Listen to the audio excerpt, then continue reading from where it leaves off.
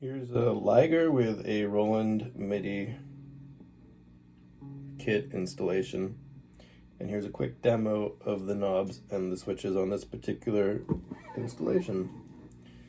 So right now, this switch over here is the guitar plus MIDI, and down is just MIDI. So guitar, this is volume,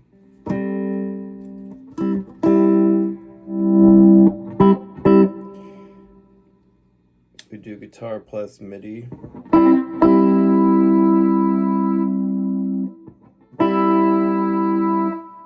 there's the MIDI volume.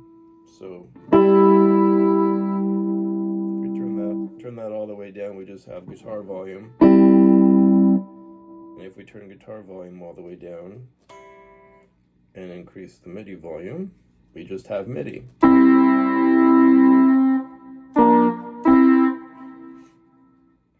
If this switches all the way down, it's just MIDI.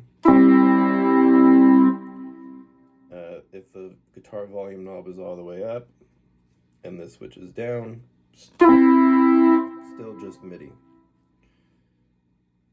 So while we're in MIDI, this is for patch up.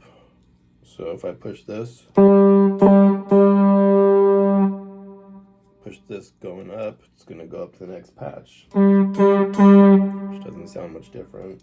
Let's go up a few patches. So we're on a synth lead on the Roland GR20, patch 9. Here's patch 10. Here's patch 14.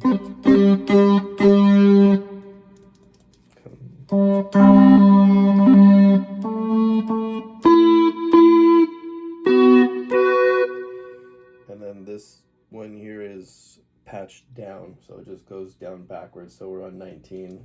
Pushed it once, we're on 18, 17, 16. It just keeps going down.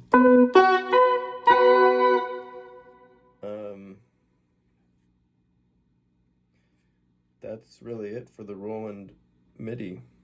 You have MIDI volume, you've got your mix toggle, and you've got your patch up and patch down. The rest of the switches are for guitar. So when this is up in guitar mode, this is going to be like a 5-way switch that you find on a Strat. And these are split coil toggles here.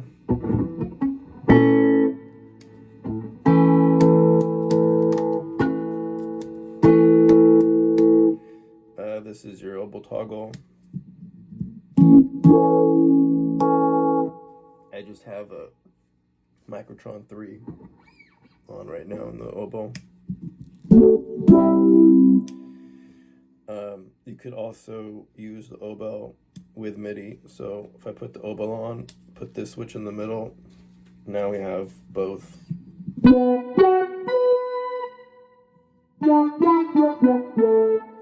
we could kind of mix the volume of them.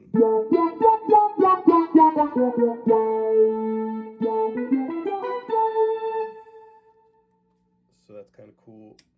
The other thing is the way this particular system is set up is the guitar signal also goes through the 13-pin cable to the GR20, and I have the GR20 plugged into the amp right now. So this cable actually doesn't need to be plugged in at this moment. That's the main output on the guitar. So if you've got this plugged in and you're using the output of the GR20 to go to your amp, then you just need the 13-pin cable. And if you want to use the onboard effects loop, then you do need to have this onboard effects loop plugged in, the onboard effects loop cable, the stereo jack, stereo cable. I currently have this going into a hubbub, and then the hubbub's connected to my Microtron 3. So when you plug in the 13 pinned in, or if you plug in the main output cable. It's what powers on the preamp for the magnetic pickups. So either one of these plugged in is going to power on the internal preamp for the magnetic pickups. A lot of wires, but right there's the preamp for the magnetic pickups. A lot of cables, a lot of wires. Magnetic pickups. Right here's your Roland divided pickup, and that's pretty much about it.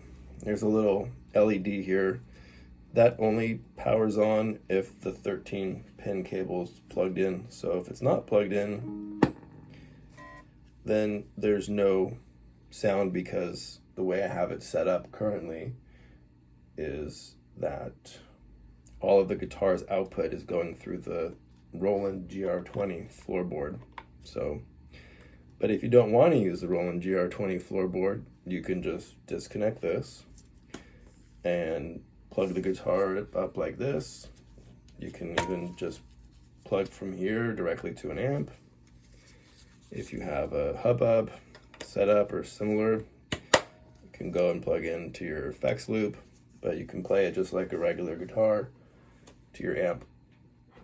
And that's it for this particular setup. That's a Roland GK-Kit install. Here's the back of it again. A lot of wires, a lot of switches. One more thing this particular guitar has is there's preamp bypass. So if in the middle of a show the 9-volt battery goes out and you're in the middle of a song, this knob you can pull, see, and by pulling it, it bypasses the preamp. It does sound a little bit different when you bypass the preamp. I'll kind of try to give an example here. Give me a second. So we're going to go just to the guitar signal. And now I'm going to bypass the preamp.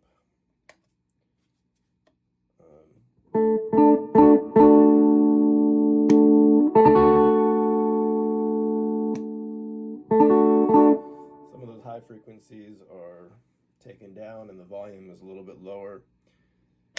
Part of that's because you're running the magnetic pickups to a 25K volume pot when you're bypassing the preamp. The preamp needs a 25K volume pot.